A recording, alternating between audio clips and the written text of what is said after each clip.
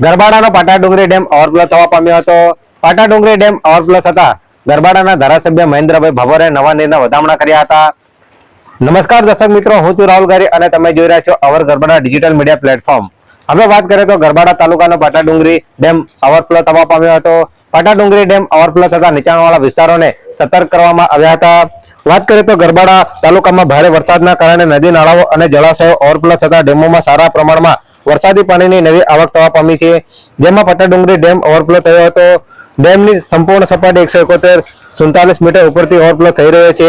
પાટાડુંગરી dam overflow થતા ગરબાડા, ગાંગરડી, ગુંગરડી, ટૂંકીવજુ, ટૂંકી અનોપ, નાંદવા, પાંચવાડા, દેવદાસ સહિત નીચાણવાળા વિસ્તારોમાં ન જવા માટે સૂચના આપવામાં આવી છે.